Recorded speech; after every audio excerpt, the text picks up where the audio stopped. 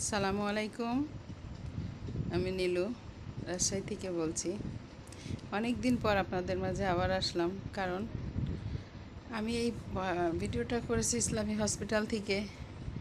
কারণ আমার মা প্রথমবার হসপিটালে ভর্তি করার পরে আবার 15 দিন পরে দ্বিতীয় স্ট্রোক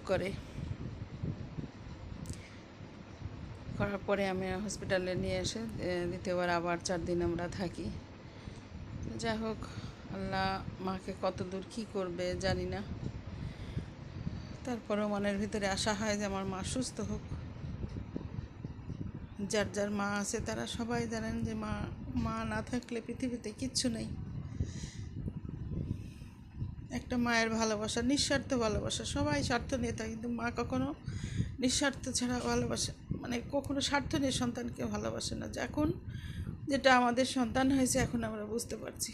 তো আল্লাহ আমাকে তৌফিক দিয়েছে মাকে যত্ন করার জন্য। আপনারা সবাই দোয়া করবেন আল্লাহ যেন আমাকে সুস্থ রাখে, আমি যেন আমার মাকে ভালোভাবে যত্ন করতে পারি।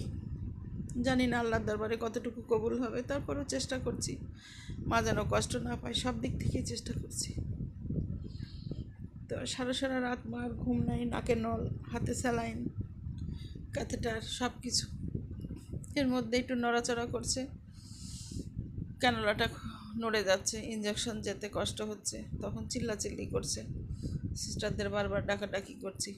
তো জেনারেল বেডে দেওয়ার পরে, জেনারেল বেডে থাকার মতো পরিস্থিতি তো আমার নাই, আমি এভাবে থাকতে পারবো না, কারণ আমার মেয়ে আমার সঙ্গে থাকে, ওর ছোটো বাচ্চা নিয়ে। আপারা এসে রাত্রে থাকে, কারণ আমরা পুরো ফ্যামিলিটাই ওখানে থাকি, ভাই বোন সবাই মিলেই থাকা হয়। রাত্রে বড়াপা মেজাপা আসে, সারাদিন আমরা 2 মা মেয়ে এভাবেই যাই। তো সব কিছু চেক আপ করার পরে 3 দিন থাকলাম। তো ডাক্তারকে আমি বললাম যে আপনি আমাদেরকে ছেড়ে দেন, কারণ এভাবে থাকলে আমরা নিজেরা অসুস্থ হয়ে যাচ্ছি। যতই কেবিনে থাকি, কেবিনগুলো আমার মনের মতো না, যত এটা ভিআইপি কেবিন কীভাবে হয় দেখেন কি অবস্থা আমার কাছে লাগছে। আর মানে আমার কাছে স্বাস্থ্যসম্মত মনে হয় না। আর আমি নিজে তো অনেক অসুস্থ, ওই জন্য বারবার মনে হচ্ছে আমি বাড়ি গেলে মাকেও ভালোভাবে যত্ন করতে পারবো, আমরা নিজেরা অসুস্থ থাকবো। আর আমি থাইরয়েডের মানুষ, তাছাড়া আমার তো অনেক অসুখ, সবাই জানে আপু ভাইয়ারা। তো আমি একদম মানে শরীর ফুলে এমন একটা অবস্থা হয়ে যাচ্ছে, মনে হচ্ছে যে আমি নিজে আর চলাফেরাও করতে পারছি না। তো আল্লাহ, মা এমন একটা অবস্থা হয়ে গেছে, মা শুকায় শুধু মানে হাড্ডিগুলো দেখা যাচ্ছে, এমন একটা অবস্থা। তো এইভাবেই আমরা রাত জেগে থাকি, সারা রাত, মানে কেউ সোফায় বসে থাকি, কেউ পাশের বেডে বসে থাকি, এইভাবেই বসে থাকি। একবার আপা, বড়াপা, একবার মেজাপা, একবার আমি, এভাবে। তো যাই হোক, আমার মেজাপা একটু হসপিটালে বেশি জাগছে, আমি কিছুটা সময় একটু ঘুমিয়ে গেছি, আমিও বড়াপা। আমার মেয়ে আর মেজাপা একদম ওরা ঘুমায়নি। তো যাই হোক, আমরা এখন সকালবেলাতে, আপারা রাত্রে থাকে, সকালে চলে যায়। তো ক্লিনার আসছে পরিষ্কার করতে, সেগুলোও যেন ভালো লাগে না আমার, পরিষ্কার ওদের কেমন যেন একটা।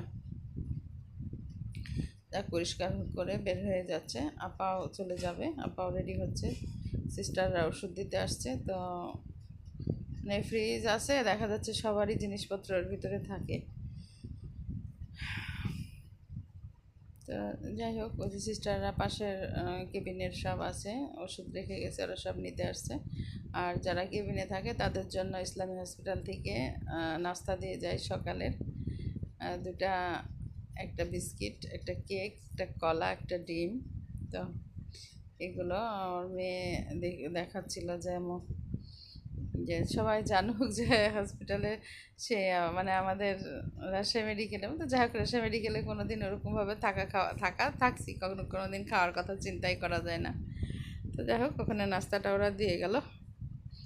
কিসের খাওয়া, কিসের কি, কিছুই তো মনে হয় না, শুধু মনে হয় যে মা বেঁচে থাক, মা সুস্থ হোক, মা কীভাবে বাঁচবে, কীভাবে সুস্থ হবে। সব জায়গায় যেন চারিদিকে খালি মানুষের কাছে এই পরামর্শটুকুই নিতে থাকি, কেমন করে মা ভালো থাকবে, কেমন করে মা সুস্থ হবে।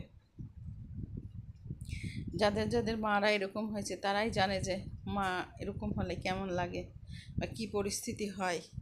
তো ধৈর্য যত থাকছে, আবার যেন মাকে যখন একা গোসল করাতে যাচ্ছি, তুলে বসায় দিয়ে যায় আমার মেয়ে বাথরুমের ভিতরে, তখন গোসল করায়, তখন মনে হয় যে আমার বুকটা ফেটে যায়, যে আমার মা আজকে এরকম ছিল, আমার মা হঠাৎ আজকে কী হয়ে গেল।